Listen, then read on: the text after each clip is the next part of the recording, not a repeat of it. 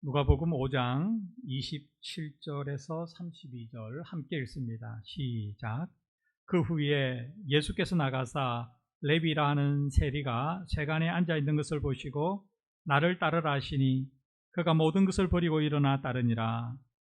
레위가 예수를 위하여 자기 집에서 큰 잔치를 하니 세리와 다른 사람이 많이 함께 앉아있는지라. 바리새인과 그들의 서기관들이 그 제자들을 비방하여 이르되 너희가 어찌하여 세리와 죄인과 함께 먹고 마시느냐. 예수께서 대답하여 이르시되 건강한 자에게는 의사가 쓸데없고 병든 자에게라야 쓸데있나니 내가 의인을 부르러 온 것이 아니요 죄인을 불러 회개시키러 왔노라. 아멘. 화가들 중에 자신의 얼굴을 그림 속에 그려넣는 화가가 있습니다. 한두 사람 있는 게 아니고요. 우리가 알고 있는 꽤 많은 화가들이 그렇게 합니다. 여러분께서 지금 화면에서 보시는 미켈란젤로의 최후의 만찬, 이 그림을 보시면 이 작품 속에서 미켈란젤로는 저 수많은 얼굴 중에서 한 부분에 자신의 얼굴을 그려넣습니다. 왼쪽에 보시는 것이 최후의 만찬, 그 최후의 심판이죠. 최후의 만찬이 아니고 최후의 심판의 모습인데, 그 빨갛게 동그라미 쳐져 있는 그것이 오른쪽으로 확대하면 저렇게 되고요. 오른쪽 화면에 노랗게 동그라미 쳐진 저 얼굴, 이것이 미켈란젤로가 자신의 자화상을 그려놓은 것입니다. 그런데 표정이 썩 좋지 않죠? 눈동자도 좀 이상합니다. 왜 그렇게 그렸을까요? 이 작품을 해설하는 사람들은 미켈란젤로가 하나님의 임재 앞에, 하나님 앞에 자신이 너무 부끄럽고 죄 많은 인생임을 알기에 그 죄로 인한 고통으로 표정이 일그러지고 눈 하나는 자세히 보면 파내어서 보이지 않습니다. 하나님 앞에 눈을 뜨고 있을 수 없을 정도로 자신이 죄인임을 묘사했다고 합니다. 그 다음 화면을 보시면 우리가 잘 아는 렘브란트의 그림인데요. 렘브란트 여러분 잘 아시잖아요. 이 정확한 제목은 사스키아와 함께 있는 돌아온 탕자의 모습을 한 자화상입니다. 그런데 그 화면에 동그랗게 노란 화면에 있는 그 그림 속에 있는 얼굴이 바로 렘브란트가 자신의 얼굴을 그려놓은 모습입니다. 이 작품을 렘브란트가 30대에 그렸다고 알려져 있는데 그 당시 렘브란트는 기독교인이 아니었습니다. 그는 자신의 재능이 출중했고 그것을 믿고 매우 세속적이고 타락한 삶을 살았습니다. 성격도 괴팍하고. 그래서 이 그림은 사실 돌아온 탕자는 아니죠. 돌아오기 전에 탕자. 여러분과 제가 누가복음 15장에 보면 탕자 이야기가 나옵니다. 한 아버지에게 두 아들이 있었습니다. 그러니까 그 둘째 아들이 문제를 일으킵니다. 아버지한테 가서 이렇게 말합니다. 아버님, 나에게 돌아올 재산을 미리 정리해 주세요. 여러분, 이런 아들을 요즘 뭐라고 부릅니까? 부모가 그런 아들을 가만두겠습니까? 그런데 그 아버지는 그렇게 합니다. 아들에게 돌아갈 몫을 미리 정리해서 줍니다. 그 아들이 그 돈을 가지고 타국으로 가서 허랑방탕하고 탕진했다고 성경은 기록합니다. 이 모습이 있죠. 이 그림은 렘브란트가 지금 그린 거예요. 그러니까 돌아오기 전에 지금 굉장히 타락한 생활을 하고 있는 탕자의 얼굴입니다. 그런데 그 얼굴에 자신의 얼굴을 그려놓은 이유는 뭘까요? 이 사람이 신앙심으로 인해서 깨달은 상태가 아닙니다. 나중에 60대 자기가 죽을 때가 되어서 만년에 다시 그림을 그립니다. 그때는 이 그림하고 완전히 다릅니다. 그러나 이 그림을 그릴 때는 교만한 거죠. 자신이 그런 사람 있잖아요. 세상에서 나쁜 짓 하면서 그래 내가 나쁜 놈이야 하는 사람들 있잖아요. 딱 그 심정으로 그리는 거예요. 내가 탕자라니까. 난 탕자야 라고 자신을 비꼬듯이 또는 자신에게 허세를 부리듯이 그려놓은 모습이 자신의 자화상입니다. 그 다음 작가는 카라바조라는 화가의 그림인데, 이 카라바조는 자기의 얼굴을 자주 그려넣는데 좋은 얼굴이 아닙니다. 비극적인 얼굴을 그려놓습니다. 이 그림은 제목이 골리앗의 머리를 들고 있는 다윗이죠. 골리앗의 머리를 들고 있는 다윗. 누군가의 머리를 들고 있는 저 소년, 상의를 탈의하고 오른손에 칼을 들고 있고 왼손에 누구의 머리를 들고 있는 저 소년이 다윗입니다. 저 소년의 왼손에 들려있는 큰 머리, 저것이 바로 골리앗의 머리라고 하는데요. 카라보조는 저 골리앗의 얼굴에 자신의 얼굴을 그려 넣었습니다. 그리고 다윗의 얼굴도 자신의 어린 시절의 얼굴이라고 합니다. 이처럼 작가는 때로는 소극적으로, 때로는 적극적으로 그림 속에 자신의 얼굴을, 자화상을 그려 넣음으로써 어떤 의도를 전달하려고 합니다. 매우 다양한 의도를 전달하려고 합니다. 어떤 이유에서든지 화가는 자신이 그린 세계 속으로, 작품 속으로 들어가서 다시 한번 말을 하는 것이죠. 저는 오늘 이러한 점에 주목하여 말씀을 전하려고 합니다. 화가가 자신의 그림 속으로 들어가서 의미를 깨닫고 전달하려고 하듯이 여러분과 저는 성경 속으로 들어가야 됩니다. 성경이 단순히 기록되어 있는 객관적인 사실이 아니라 그 성경이 기록된 사건의 현장에 내가 있는 것처럼 우리가 그쪽으로, 성경 속으로 들어가야 됩니다. 그러면 어떤 일이 일어날까요? 성경은 굉장히 다른 의미로 우리에게 다가옵니다. 생생하게 다가오고 남의 이야기 아니고 나의 이야기이고, 때로는 그 속에서 우리는 다른 사람을 관찰하는 모습으로, 때로는 우리가 그 속에서 주인공으로 우리는 우리의 모습을 보게 됩니다. 그리고 우리는 그 깨달음을 가지고 다시금 성경에서 나와 세상 속으로 들어가는 것이죠. 그 깨달음을 가지고 이 세상을 살아가는 것이죠. 그래서 오늘 설교는 제목을 성경 속으로 그리고 다시 세상 속으로 라고 정했습니다. 먼저 본문 27절을 다 함께 읽겠습니다. 시작. 그 후에 예수께서 나가사 레위라 하는 세리가 세관에 앉아있는 걸 보시고 나를 따르라 하시니, 이 레위가 여러분과 제가 잘 아는 마태입니다. 마태복음을 기록한 마태의 다른 이름이 레위입니다. 그런데 레위라는 사람은 이 세관에 앉아 있었는데 예수님께서 보시고 나를 따르라 라고 말씀했습니다. 세리는 지금으로 하면 세관원인데요, 우리가 알고 있는 IRS 공무원이 아니고 그 당시는 로마의 식민지였는데 이스라엘이 로마로부터 징수할 세금을 위탁받아서 세금을 걷는 사람입니다. 그러니까 어떻게 할까요? 거둬야 될 세금보다 훨씬 더 많이 거두고 그리고 착취합니다. 그리고 로마를 위해서 일하는 사람이니까 이스라엘 사람들은 세리들을 민족의 배신자라고 했습니다. 그렇게 여겼습니다. 우리에게 가장 잘 와닿는 예로 설명하자면 일제시대에 일제의 앞잡이들이라고 볼 수 있습니다. 순사라고 그랬죠. 그때는 순사. 순사가 되었던 뭐가 되었던 일제의 앞잡이로 살아가는 사람, 그 정도 사람이었습니다. 그런 레위가 세관에 앉아서 일을 하고 있는데 예수님께서 나를 따르라 그랬습니다. 그런데 세리가, 마태가, 레위가 일어나 예수님을 따랐다 이렇게 되어 있습니다. 그런데 28절을 읽어보면 더 놀라운 일이 있습니다. 함께 읽습니다. 시작. 그가 모든 것을 버리고 일어나 따르니라.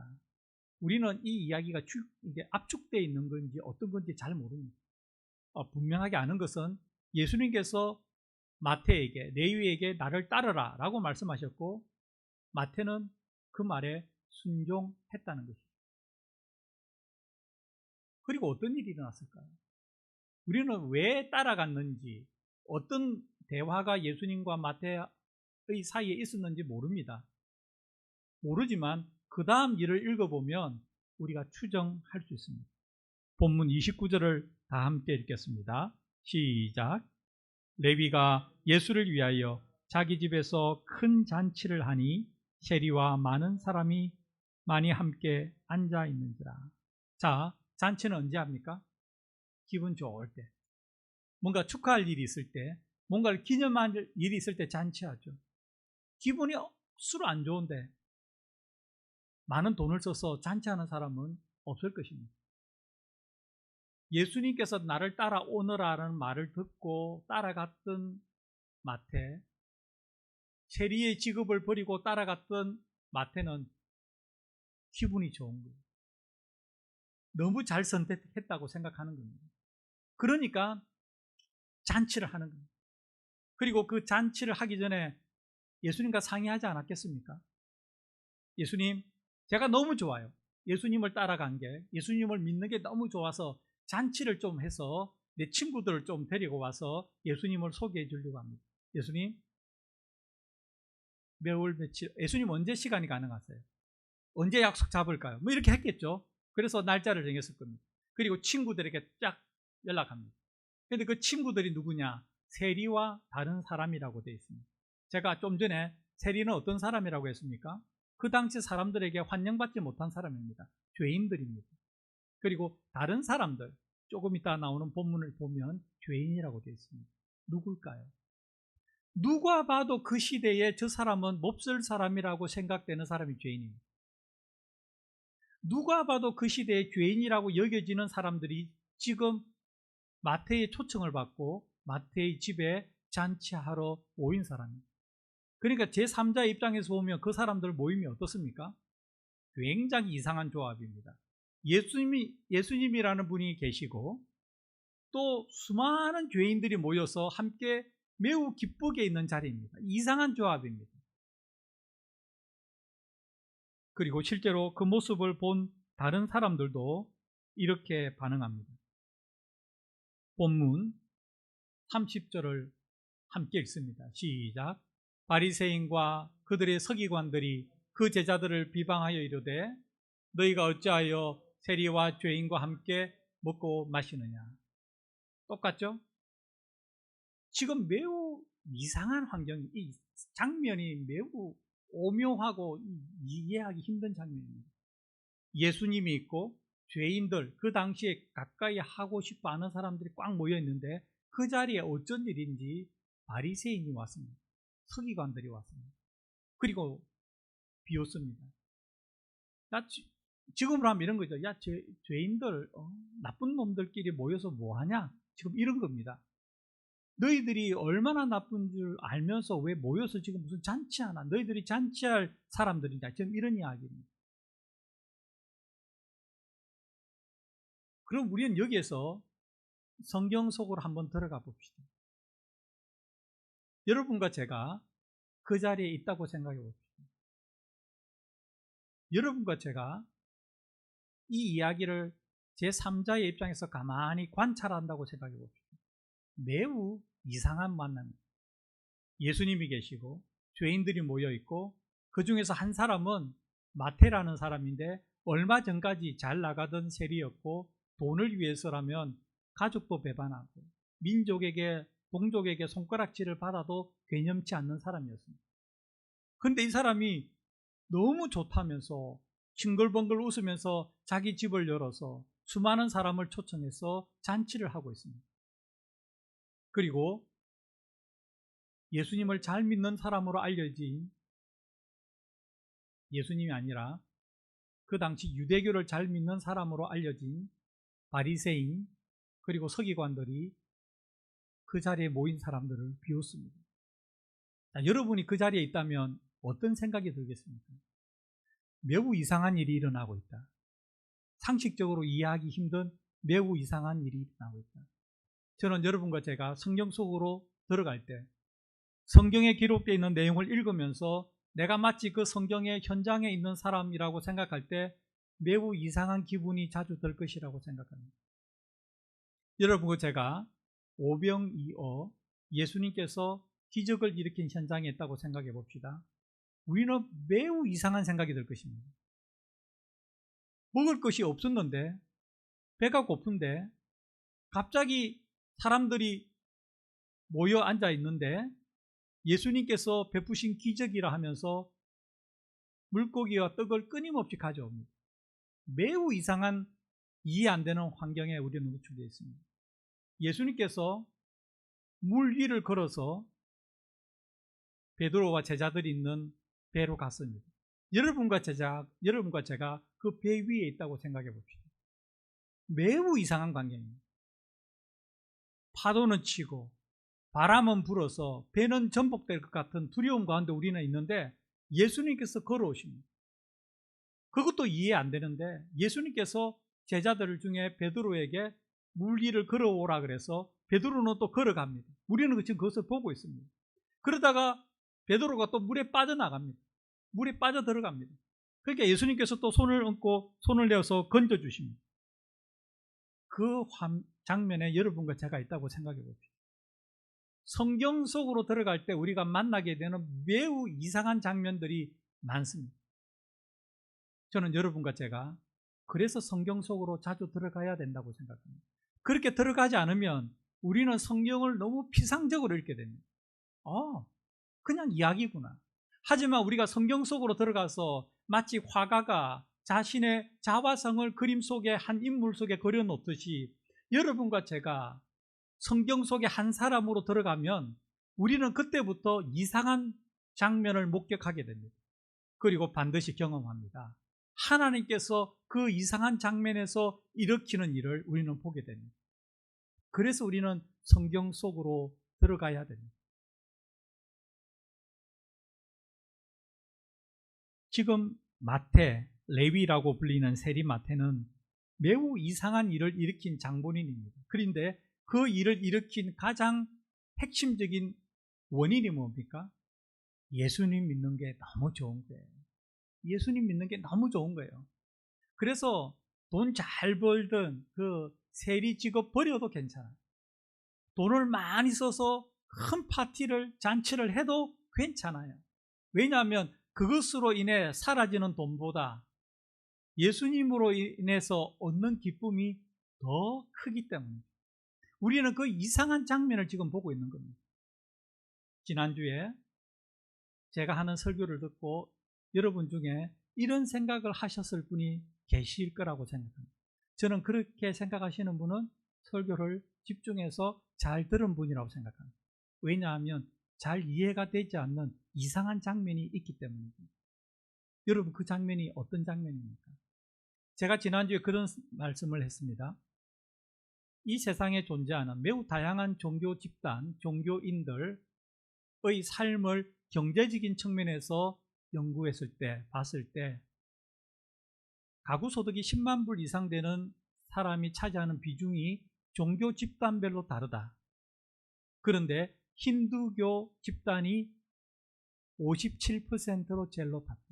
그러니까 힌두교 믿는 사람들 집단이 있어요. 100명이 있습니다. 그 100가구가 있다고 봐요. 100가구 중에 57가구는 연간 소득이 10만 불 이상 된다는 거예요. 높은 거죠. 그 다음이 53% 되는 집단이 있는데 유대인입니다. 그 다음 47% 되는 집단이 있는데 무신론자입니다. 그 다음 30 몇 % 되는 집단이 있는데 성경을 성경으로 하나님의 말씀으로 믿지 않는 교회에 다니는 사람들입니다. 그런데 매우 이상하게도 성경을 하나님의 말씀으로 믿고 예수님 아니면 구원의 길이 없다고 믿는 복음주의자들은 26%가 되었습니다. 이상하지 않습니까, 여러분? 안 이상합니까? 예수 잘 믿는 사람이, 성경을 성경으로 믿는 사람이, 예수님 아니면 구원이 없다고 생각하는 사람이 그런 집단에 10만 불 이상 가구 소득되는 비중이 제일 작다는데 여러분 이상 안 합니까? 매우 이상하지 않습니까? 왜 그렇다면 그런 일이 일어날까요? 예수 잘 믿으면 가난하게 살게 된다. 이런 결론에 도달한다면 매우 잘못된 결론입니다. 하나님께서 부자 되는 거 싫어한다. 매우 잘못된 결론입니다. 그렇지 않습니다. 또 예수 잘 믿는 사람, 복음주의 교회에 다니는 사람은 지적 수준이 낮다. 매우 잘못된 결론이고요. 세상 살아가는 직업이 안 좋다. 매우 잘못된 결론이고요. 살아가는 능력이 부족하다. 매우 잘못된 결론입니다. 제가 내리는 결론은 이것입니다. 제가 살아오면서 보았던 예수 잘 믿는 사람이 덜 똑똑하거나 덜 공부했거나 그런 분이 아닙니다. 그리고 성경 읽고 기도하면 굉장히 지혜가 생기기 때문에 그럴 수가 없습니다. 이것은 예수님을 믿는 복음주의 교회에 속한 사람들에게 어떤 경향성이 있는 겁니다. 그 경향성이 뭐냐면 오늘 이상한 장면을 우리가 볼 수 있는 본문에서 볼 수 있는 그 이상한 장면입니다. 그 경향성이 뭐냐면 마태처럼 돈보다 예수님 믿는 게 더 좋은 것을 따라가는 사람이죠. 그럴 수 있다고 생각하는 사람이고, 그럴 때 돈이 아니라 예수님을 택하는 사람이죠. 그런 경향성이 복음주의에 있는 사람 가운데 충분히 있다는 것입니다. 그래서 우리는 오늘 이 본문에 나타난 매우 이상한 화면 속으로 여러분과 제가 들어갈 때 새로운 것을 하나 깨닫게 되는 것이죠. 마태의 삶을 조용히 관찰함으로써 지난주일 설교와 연결지었을 때, 마태가 너무 좋아서 큰 잔치를 하고 자기의 친구였던 세리와 자기와 함께 어울려 죄지었던 사람들을 불러서 예수님을 소개하는 그 이유가 있구나. 그 이유는 돈보다 예수님을 믿는 게 너무 좋구나 라는 매우 심플하면서도 관찰 가능한 결론을 얻게 되는 것입니다. 여러분은 어떻습니까? 우리가 예수 믿으면 한두 번 이런 결심합니다. 내 예수 한번 잘 믿어야지. 이왕 믿는 거 나 성경 열심히 읽어야지. 이왕 믿는 거 나 좋은 신앙인 되어봐야지. 그렇게 하는데 언제 무너집니까? 우리가 읽었던 누가복음 5장 30절에서 무너집니다. 우리 누가복음 5장 30절 돌아가서 1A하고 B 다시 읽어보겠습니다. 시작. 바리새인과 그들의 서기관들이 그 제자들을 비방하여 이르되 너희가 어찌하여 세리와 죄인과 함께 먹고 마시느냐. 우리가 현타를 느낄 때가 이때입니다. 내가 예수 믿으려고 딱 결심했는데 주위에서 이런 말 합니다. 너가 언제부터 잘 믿었다고 그래? 너 지금도 죄 짓잖아. 너 앞으로도 죄 지을 거 아니야. 그런 말을 들을 때는 사람이 말할 때도 있고 사탄이 우리를 속삭일 때도 있습니다. 회사 다니면서 함께 어울려 열심히 술 마셨던 사람이 있습니다. 근데 내가 예수 믿고 나 이제 술 끊겠어 라고 이야기했다고 칩시다. 주위 사람이 이렇게 말합니다. 한잔해. 너 언제부터 안 마셨다고 그래? 내 주위에 아는 어떤 사람은 교회 열심히 다니면서도 잘 마셔. 이렇게 말할 때 흔들리는 것입니다. 같이 죄 지었다고 생각해 봅시다. 나 이제 죄 안 지어. 너가 언제부터 죄 안 지었다고 그래? 앞으로도 죄 지을 거 아니야. 같이 하자. 그럴 때 흔들립니다. 이런 장면에 흔들릴 때 마태는 어땠을까요? 우리가 그 성경 속으로 다시 들어가 봅시다. 마태에게 그 대표자, 모인 사람들에게 대표자인 마태에게 바리새인과 서기관들이 이런 말할 때 마태는 어땠을까요? 마태의 마음을 대변하는 것이 이어지는 31절과 32절의 예수님 말씀입니다. 우리 31절과 32절 함께 읽겠습니다. 시작. 예수께서 대답하여 이르시되 건강한 자에게는 의사가 쓸데없고 병든 자에게라야 쓸데있나니 내가 의인을 부르러 온 것이 아니요 죄인을 불러 회개시키러 왔노라. 바로 이 말씀이죠. 우리가 예수님을 잘 믿으려고 할 때 주위에서 흔들 때, 속삭일 때, 또는 사탄이 우리를 흔들 때, 또 내 스스로 내 속에서 내가 잘 믿겠어? 이런 회의적인 생각이 날 때 우리는 예수님의 이 말씀을 주목해야 됩니다. 그래서 예수님께서 오신 거라고. 내가 예수님을 잘 못 믿는 사람이었기 때문에, 마태가 죄를 짓는 사람이었기 때문에, 돈만 쫓아가는, 돈 아니면 아무것도 바라보지 않았던 탐욕스러운 사람이었기 때문에, 함께 어울렸던 사람이라고는 모두 함께 죄를 짓는 사람이었기 때문에 예수님은 마태를 불렀습니다. 그리고 마태가 초대한 사람들의 모임에 예수님이 가셨습니다. 왜냐하면 모두 그 자리에 있는 사람들이 죄인들이었기 때문에. 똑같습니다. 여러분과 제가 조금 낫다고 생각하는 그 순간 우리는 넘어집니다. 우리는 조금도 더 낫지 않습니다. 우리는 철저한 죄인이고요. 우리 속에는 끊을래야 끊을 수 없는 죄성이 끊임없이 솟아올라. 우리가 할 수 있는 것은 단 하나입니다.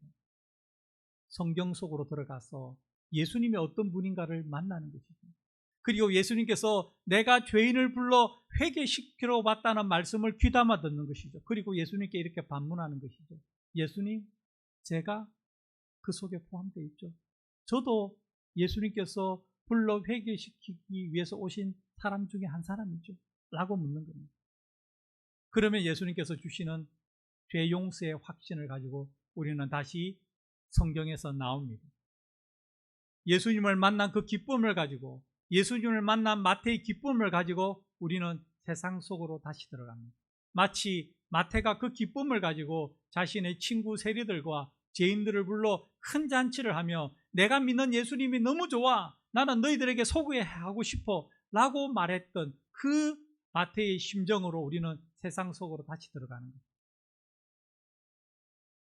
제가 참 가고 싶었던 패스트푸드 레스토랑 중에 여태껏 가보지 못한 곳이 있습니다. 갈 기회가 여러 번 있었는데, 캘리포니아나 이 텍사스주에 가면 있는 인앤아웃 햄버거 가게입니다. 제가 캘리포니아에 갈 기회도 있었고 텍사스에 갈 기회도 여러 번 있었는데, 갈 때마다 이번에는 꼭 가서 먹어야지 생각하는데 갈 때마다 그냥 옵니다. 기회를 잡지 못해서. 여러분, 근데 인앤아웃이 성경 민수기에 나오는 말씀이라는 거 아세요? 민수기를 보면 들어가며 나가며 복을 받을 것이라는 말이 있습니다. 인앤아웃을 설립한 그 창립자는 이 말씀에 근거해서 들어오며 나가며 복을 받는 사람, 그런 사람들이 오는 식당을 만들기 위해서 인앤아웃 햄버거 가게를 만들었습니다. 우리가 성경 속으로 들어갈 때 우리는 성경 밖에 있을 때는 알지 못했던 예수님을 만나게 됩니다. 성경 밖에 있을 때는 깨닫지 못했던 새로운 사실을 깨닫게 됩니다. 그리고 깨달은 그것을 가지고 다시 세상 속으로 들어갈 때 하나님께서 우리에게 의도하신 세상에서의 역할을 감당하게 됩니다. 그래서 우리는 성경 속으로 들어갈 때 복을 받고 성경 속에서 나올 때 복을 받습니다. 세상 속으로 들어갈 때 복을 받고 세상 속에서 나올 때 복을 받습니다. 이것이 끊임없이 반복되는 것이 그리스도인의 삶이라고 말씀드리고 싶습니다. 그리고 그 대표적인 예가 오늘 본문의 주인공으로 등장했던 마태입니다. 여러분, 오늘 설교 제목이 성경 속으로, 그리고 다시 세상 속으로입니다. 여러분과 제가 어떻게 하면 지금과는 더 다른 믿음의 삶을 살아갈 수 있을까요? 저는 여러분과 제가 함께 성경 속으로 들어가자고 원합니다. 성경 속으로 들어간다는 말은 성경 말씀을 읽을 때 내가 그 속에서 한 사람이 되어 마치 화가가 자신의 작품 속에 자신의 얼굴을 그려놓듯이 내가 그 성경에 나오는 사람의 인물의 한 사람이 되어보는 것이죠. 그리고 그 상황에 어떻게 전개되는지 조용히 관찰해보는 것이죠. 때로는 내가 당사자가 되어 예수님께서 나에게 하시는 말씀을 듣는 것이죠. 그 깨달음, 그 믿음, 그것을 가지고 다시 세상 속으로 들어가는 것이죠. 그렇게 살아갈 때 우리는 들어가나 나가나, 성경 속으로 들어가나 세상 속으로 들어오나, 성경에서 나오나 세상에서 나오나 복을 받는 사람이 될 수 있는 것이라고 성경도 말씀하고 저도 믿습니다. 오늘 우리 이러한 마음을 가지고 먼저 간절히 좀 기도했으면 좋겠습니다. 하나님 아버지, 제가 성경을 읽을 때 성경 속으로 들어가기를 원합니다. 성경 속에 한 사람이 되기를 원합니다. 그래서 그렇지 않으면 깨달을 수 없는 그러한 성경의 깨달음을 얻기 원합니다. 그리고 거기서 그치지 않고 그 깨달음을 가지고 다시 내 삶 속으로 들어가기 원합니다. 말씀대로 살아가는 것이 무엇인지 실천하기를 원합니다. 먼저 이 내용을 가지고 우리 다 함께 잠시 기도하도록 하겠습니다.